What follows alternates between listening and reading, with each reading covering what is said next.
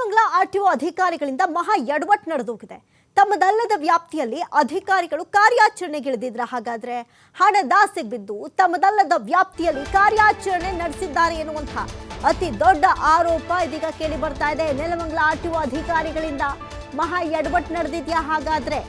ಯಾಕಂತ ಹೇಳಿದ್ರೆ ತಮ್ಮದಲ್ಲದ ವ್ಯಾಪ್ತಿಯಲ್ಲಿ ಅಧಿಕಾರಿಗಳು ಕಾರ್ಯಾಚರಣೆಗೆ ಇಳಿದಿದ್ರು ಅನ್ನುವಂಥದ್ದೊಂದು ಆರೋಪ ಕೇಳಿ ಬರ್ತಾ ಇದೆ. ದೇವನಹಳ್ಳಿ ಹೊರವಲಯದ ಗೋಖರೆ ಬಳಿಯ ಲಾರಿಗಳ ಪರಿಶೀಲನೆ, ರಾಷ್ಟ್ರೀಯ ಹೆದ್ದಾರಿಯಲ್ಲಿ ಸಂಚರಿಸ್ತಾ ಇದ್ದಂತಹ ಲಾರಿಗಳ ಪರಿಶೀಲನೆಗೆ ಇಳಿದಿತ್ತು ಆರ್ಟಿಒ. ಲಾರಿ ಒಂದನ್ನ ಅಡ್ಡಗಟ್ಟಿ ರಸ್ತೆ ಪಕ್ಕ ನಿಲ್ಲಿಸಿತ್ತು ಆರ್ಟಿಒ ಅಧಿಕಾರಿಗಳ ತಂಡ. ಈ ಸಂದರ್ಭದಲ್ಲಿ ಲಾರಿ ನಿಲ್ತಿದ್ದಂತೆ ಹಿಂದೆ ಬರ್ತಾ ಇದ್ದಂಥ ಮತ್ತೊಂದು ಲಾರಿ ಡಿಕ್ಕಿಯಾಗಿದೆ. ಲಾರಿ ನಿಯಂತ್ರಣ ತಪ್ಪಿ ಡಿಕ್ಕಿ ಹೊಡಿತಾ ಇದ್ದಂತೆ ಅಧಿಕಾರಿಗಳು ಸ್ಥಳದಿಂದ ಎಸ್ಕೇಪ್. ಯಾಕಂತ ಹೇಳಿದ್ರೆ ಇಲ್ಲಿ ಪರಿಶೀಲನೆಗೆ ಇಳಿದಿದ ಮೇಲೆ ಅಲ್ಲಾಗುವಂಥ ಆಗು ಹೋಗುಗಳಿಗೂ ತೊಂದರೆಗಳಿಗೂ ಕೂಡ ನೇರ ಹೊಣೆ ಅವರೇ ಆಗಿರ್ತಾರಲ್ವಾ. ಬಟ್ ಅಲ್ಲಿಲ್ಲ. ಯಾವಾಗ ಈ ರೀತಿಯಾದಂಥ ಒಂದು ಡಿಕ್ಕಿ ಹೊಡೆದು ಈ ಲಾರಿ ಮಗುಚಿ ಬಿತ್ತೋ ಅಲ್ಲಿಂದ ಆರ್ಟಿಒ ಅಧಿಕಾರಿಗಳು ಪರಾರಿಯಾಗಿದ್ದಾರೆ.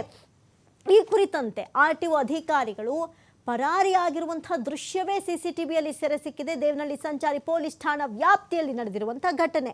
ಈ ರೀತಿ ಬೇರೆ ಯಾರೋ ಮಾಡಿದ್ರೆ ಹೋಗ್ಬಿಟ್ಟು ಪೊಲೀಸ್ ಸ್ಟೇಷನ್ಗೆ ಕಂಪ್ಲೇಂಟ್ ಕೊಡೋದು, ಆರ್ಟಿಒ ಅಧಿಕಾರಿಗಳಿಗೆ ವಿಚಾರ ಮುಟ್ಟಿಸುವಂಥ ಕೆಲಸವನ್ನು ಮಾಡ್ಬೋದು. ಆದರೆ ಆರ್ಟಿಒ ಅಧಿಕಾರಿಗಳು ತಮ್ಮದಲ್ಲದೇ ಇರೋ ವ್ಯಾಪ್ತಿಯಲ್ಲಿ ಮೂಗು ತೂರಿಸೋದ್ರ ಜೊತೆಗೆ ಒಂದು ಆಕ್ಸಿಡೆಂಟ್ನ ತಾವೇ ತಮ್ಮ ಕೈಯಿಂದ ಮಾಡಿಸ್ಬಿಟ್ಟು ಅಲ್ಲಿಂದ ಸ್ಥಳದಿಂದ ಪರಾರಿ ಆಗ್ತಾರೆ ಅಂದರೆ ಏನರ್ಥ?